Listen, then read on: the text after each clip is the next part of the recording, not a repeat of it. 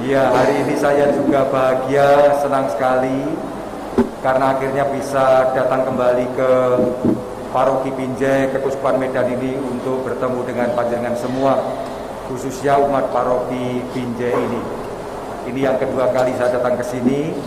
Sebelumnya pada saat setelah tabisan Monsinyur Cornelius saya datang ke sini dan juga ke Paroki Pangkalan Brandan.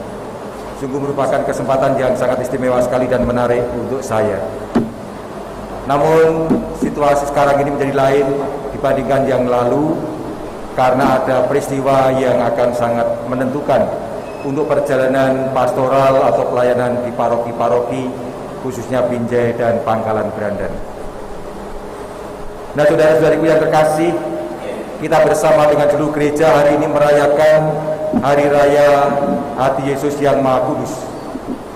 Seperti kita tahu bahwa perayaan ini sudah dimulai sejak tahun 1856.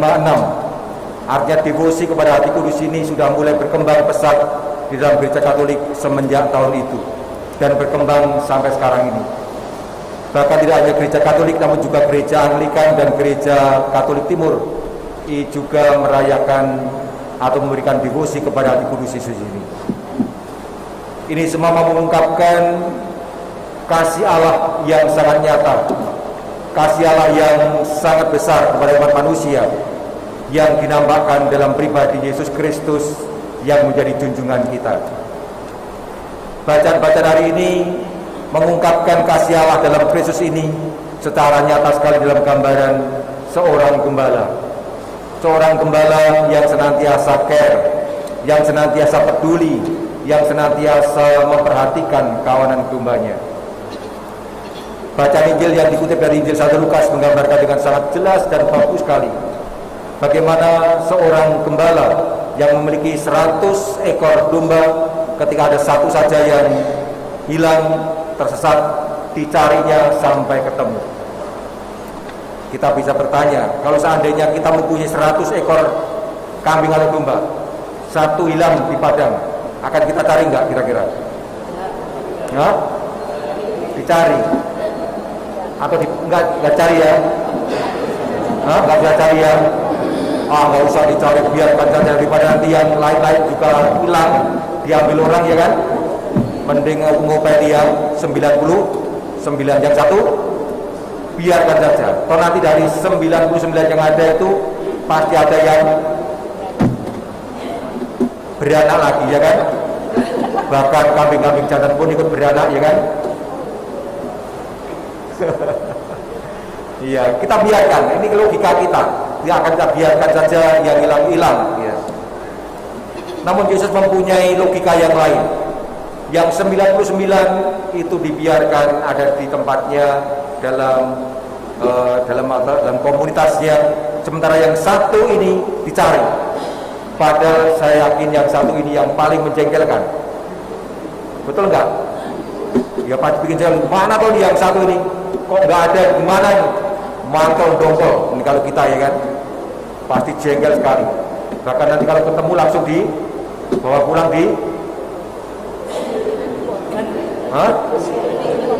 pasti akan disembelih daripada ganggu terus ya kan? Atau dibikin,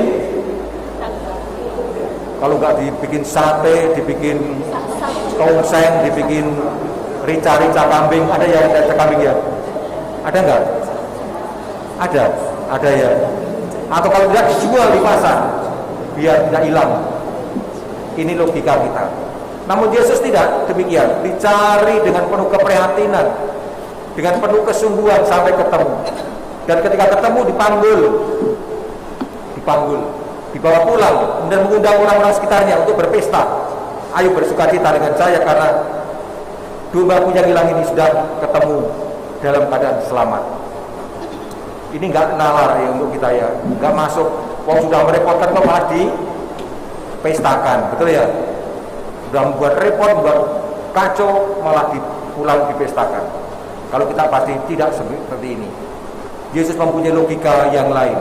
Ini semua mengungkapkan hatinya yang sangat-sangat mencintai, mengasihi kawanan dombanya. Dan inilah pula yang kemudian ditularkan kepada kami para imam. para imam yang dipanggil untuk menjadi gembala-gembala umat sedapat mungkin juga meniru, menghidupi semangat Yesus ini, menjadi gembala yang baik, yang senantiasa mencari dan menyelamatkan siapapun, terutama yang hilang, yang tersesat, dan bahkan yang menyembunyikan diri. Inilah yang coba dikembangkan dalam kehidupan seorang imam, seorang gembala, yakni selalu mencari dan menyelamatkan siapapun yang dipercayakan kepadanya.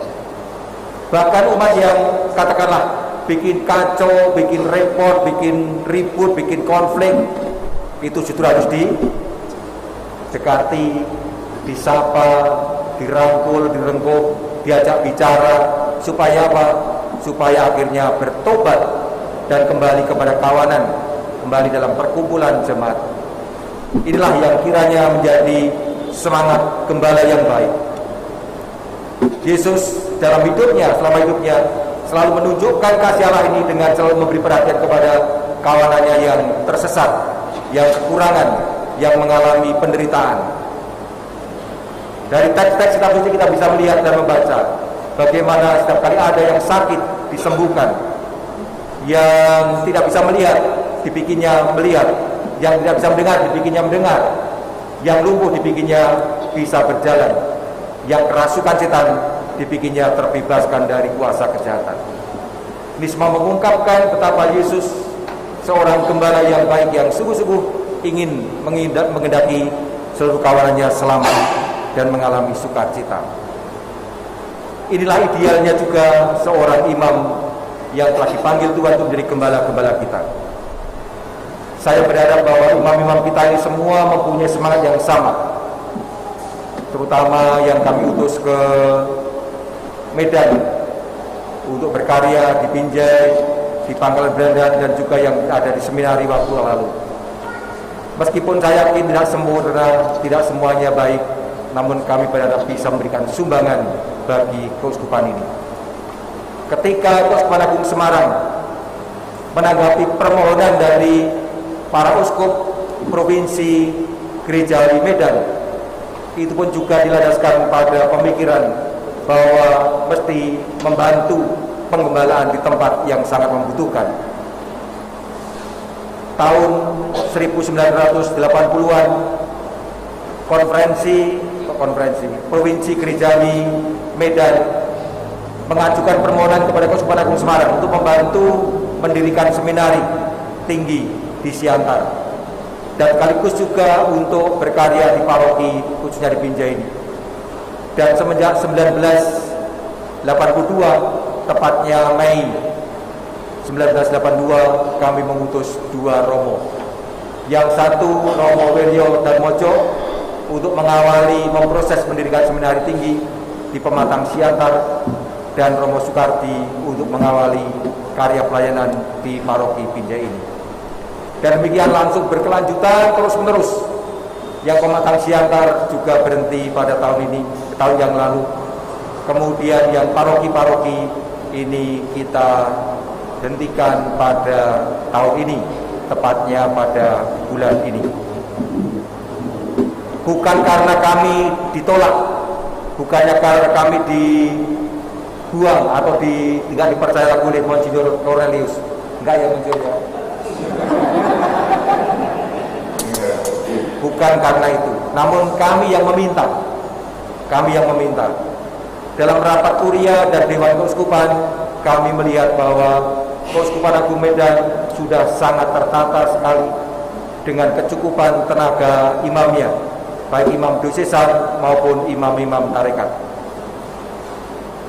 Sudah berkembang begitu pesatnya, dan rasa-rasanya saatnya kami melepaskan, dalam arti menarik kembali imam-imam kami untuk kembali ke keuskupan dan memberikan perhatian kepada keuskupan-keuskupan yang jauh lebih membutuhkan.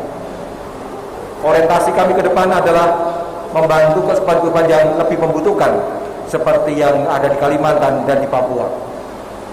Sampai sekarang kami tetap melakukan itu, termasuk yang ada di sini ada 19 romo yang kami utus untuk misi keluar keuskupan, termasuk di KBI Jakarta, kemudian Tanjung Karang, kemudian Medan ini, kemudian Ketapang, Banjarmasin, kemudian juga ke Sorong. Sebelumnya masih ada di Agats, Papua. Ini semua menjadi salah satu komitmen kami untuk menanggapi sabda Tuhan hari ini, yang selalu mencari dan menyelamatkan domba yang hilang, yang membutuhkan perhatian.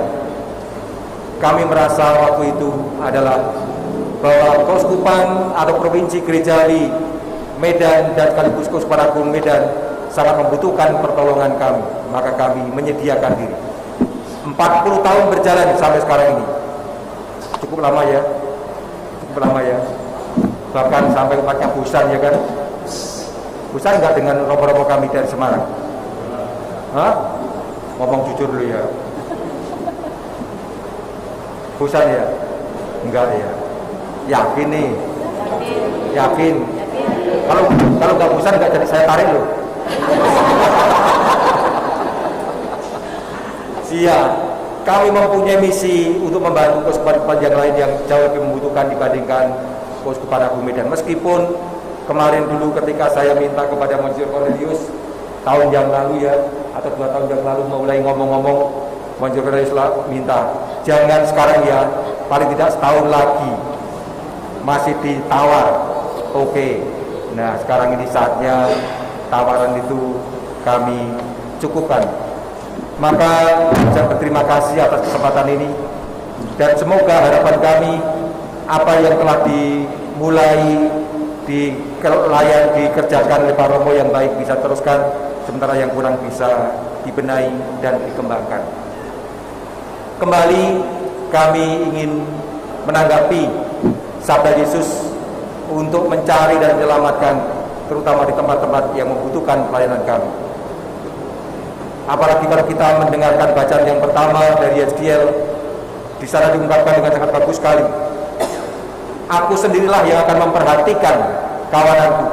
Aku sendirilah yang akan mencari mereka dan nantinya menggiring mereka ke gunung-gunung yang penuh dengan rerumputan, dan saya bawa ke sumber air yang menyejukkan.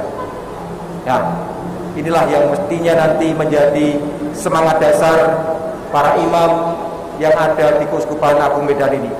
Kami sendirilah yang akan memperhatikan dan ngopeni kawanan kami. Maka sekarang ini kami serahkan kembali kepada Keuskupan Agung Medan untuk pelayanan di paroki Binjai dan paroki Pangkalan Berandan. Semoga karya Tuhan senantiasa mekar di paroki ini, di paroki Pangkalan Berandan dan di Keuskupan kita yang sangat kita cintai. Mari saya mengajak pada seluruh umat juga supaya mendukung pelayanan Pak Romo ini, supaya kita semua bisa menjadi gembala-gembala yang baik, gembala-gembala utama seperti Yesus yang mempunyai hati yang tulus, hati yang penuh kasih, hati yang maha rahim untuk pelayanan umat seluruhnya. Semoga dengan cara itu lalu kasih Allah dalam Yesus Kristus jadi semakin nyata kita rasakan melalui gembala-gembala kita. Para Romo ini tidak bisa berbuat banyak tanpa dukungan, tanpa kerjasama dengan seluruh umat beriman.